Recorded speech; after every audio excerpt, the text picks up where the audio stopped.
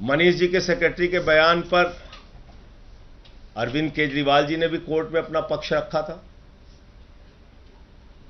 बहुत सारे लोग मिलने जाते हैं अरविंद केजरीवाल जी के मुख्यमंत्री आवास पे, उप मुख्यमंत्री जाते हैं, सेक्रेटरी जाते हैं, और उसमें कौन से कागज का वो जिक्र कर रहा है, कौन सा कागज दिया।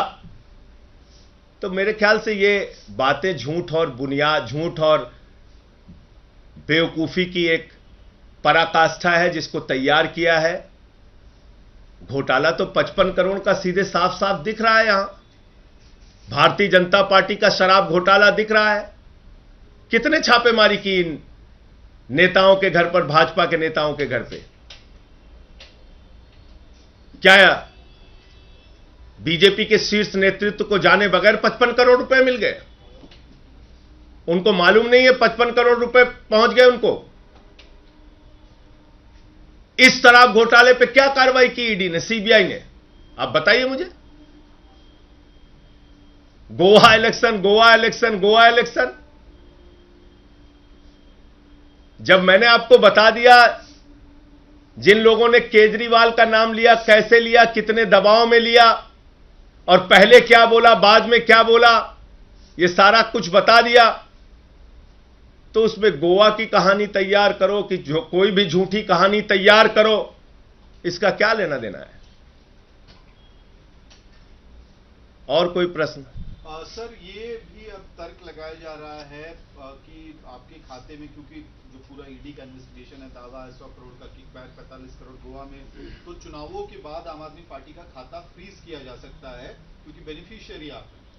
आप कह रहे हैं कि भारतीय जनता पार्टी का खाता सीज किया जा सकता है? मुझे ऐसा नहीं लगता, क्योंकि 55 करोड़ की रिश्वत तो उनको मिली है, उनके खाते में गई है। गड्डियां गिनी है भाजपाइयों ने 55 करोड़ की। तो मैं तो कहता हूं, जो जितना बड़ा भ्रष्टाचारी वो उतना बड़ा पदाधिकारी, यह है भारतीय जनता पार्टी का नारा। जो जितना बड़ा भ्रष्टाचारी वो उतना बड़ा पदाधिकारी, यह है भारतीय जनता पार्टी का नारा। और कोई प्रश्न? अपने उन बयानों का जिक्र किया जिनको ईडी ने कंसीडर नहीं किया, तो क्या इस मामले को लेकर आप लोग कोर्ट जाएंगे कि कोर्ट उस केस से कोर्ट में आ गए ना? ओहो, आप लोग अपील करेंगे? आप सुन नहीं रहे फिर मेरी बात। ईडी ने अपने बयानों की एक चार्जशीट बनाई और उन्होंने दिखाया। ध्यान से सुनिए, फिर से सुनिए, नहीं तो आप लोग गड़बड़ कर जाएंगे। ईडी ने अपने बयानों की एक सूची बनाई जिसमें उन्होंने कहा रिलायड अपॉन डॉक्यूमेंट, यानी ऐसे डॉक्यूमेंट, ऐसे कागजात जिस पे हमें भरोसा है, और अनरिलायड अपॉन डॉक्यूमेंट जिस पे हमें भरोसा नहीं है, और उसको छिपा के रख लिया।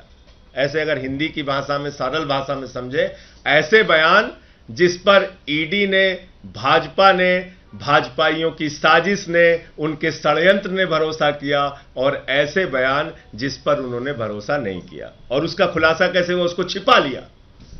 उसका खुलासा कैसे हुआ? जब हमारे वकील लोग अदालत में गए, उन्होंने कहा भाई हम देखना चाहते हैं कि जिन बयानों पर इन्होंने भरोसा नहीं किया, शरद रेड्डी के, राघव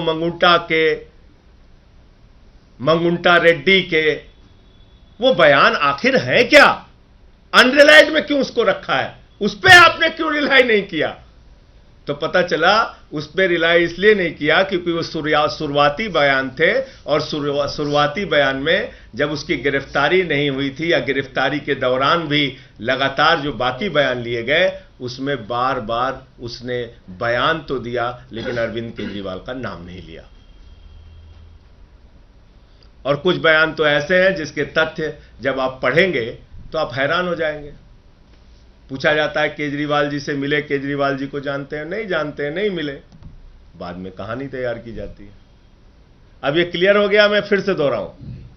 सर, कल एलजी ने भी एक चिट्ठी लिखी है गृह मंत्रालय को, उसमें कहा है कि तमाम जो केस कोर्ट को भेजे जाते हैं आम आदमी पार्टी सरकार की तरफ से, इसमें शराब नीति वाला मामला भी है, गुमराह किया जाता है कोर्ट को, कोर्ट का वक्त बर्बाद किया जाता है। देखिए भाई, एलजी साहब कैसे काम करते हैं, ये एक सर्वविदित सत्य है।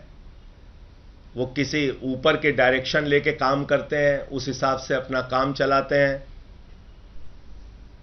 जो घोटाला रहेगा उस पे घोटाला। अब इस पे क्यों नहीं चिट्ठी लिखी एलजी साहब ने? 55 करोड़ रुपए की खुलेआम रिश्वत, रंगदारी जिसको कहा जाता है यूपी बिहार के भाषा में, रंगदारी खाई है भाजपाइयों ने। पहले नजराना पेशगी लिया 5 करोड़ का, फिर अलग अलग किस्तों में 55 करोड़ की रिश्वत ली। 55 करोड़ की रिश्वत बगैर प्रधानमंत्री की जानकारी के ले ली गई, बगैर नड्डा जी के जानकारी के ले ली गई, बगैर अमित शाह जी के जानकारी के ले ली गई। 55 करोड़ की रिश्वत, और रिश्वत तो छुपी हुई थी। वो तो सर्वोच्च न्यायालय का धन्यवाद दीजिए कि उन्होंने कहा तुम्हें जग जाहिर करना पड़ेगा कि कहां कहां से कितना पैसा खाया। तो बताइए, क्या एलजी को इस पे चिट्ठी नहीं लिखनी चाहिए कि एक शराब घोटालेबाज जिसको ईडी ने कहा कि वो किंगपिन है, ईडी ने उसको गिरफ्तार किया, उसने 55 करोड़ रुपए की खुलेआम रिश्वत भारतीय जनता पार्टी को दी। पूरी की पूरी भारतीय जनता पार्टी सर से लेकर पांव तक शराब घोटाले में डूबी हुई है। उस पर चिट्ठी नहीं लिखनी चाहिए एलजी साहब को? तो मैंने तो बता दिया अब आपको, इसमें कुछ डाउट तो बचा नहीं कि कितनी गहरी साजिश रची गई।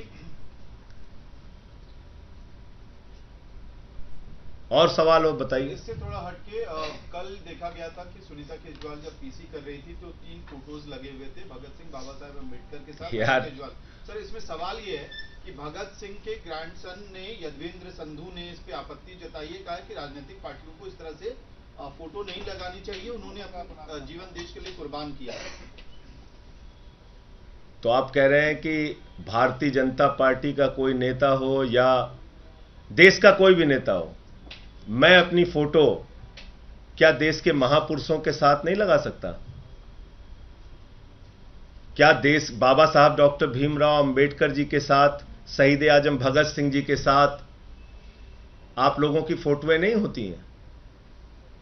लोग तो जाके शहीद आजम भगत सिंह की जहां तस्वीर देख लेते हैं वहां सेल्फी लेते हैं, उनके स्टैच्यू पे जाके सेल्फी लेते हैं, उनके साथ फोटो डालते हैं, नेताजी सुभाष चंद्र बोस के साथ फोटो डालते हैं, बाबा साहब के साथ फोटो डालते हैं। यहां तक कि अपने चुनाव प्रचार में भी नेता लोग फोटो डालते हैं महापुरुषों के साथ, क्रांतिकारियों के साथ। इसमें मुद्दा क्या है, सवाल क्या है, मुझे बताइए ना। अरविंद केजरीवाल हमारी पार्टी के मुखिया हैं और उनकी तस्वीर अगर शहीद आजम भगत सिंह जी के साथ है या बाबा साहब जी के साथ है तो यह अधिकार हर एक नागरिक को है जो महापुरुषों के साथ अपनी तस्वीर लगा सकता है। इसका मतलब यह नहीं हुआ कि हम उनके पदचिन्हों पर चलने का प्रयास कर रहे हैं। इसका मतलब यह थोड़ी है कि हम अपने आप को दावा कर रहे हैं, अपने आप से हम अपने आप को बहुत बड़ा समझ रहे हैं। नहीं, हम उनके वो हमारे लिए अनुकरणीय है, प्रार्थनीय है। हम उनके पदचिन्हों पे चलने का प्रयास कर रहे हैं।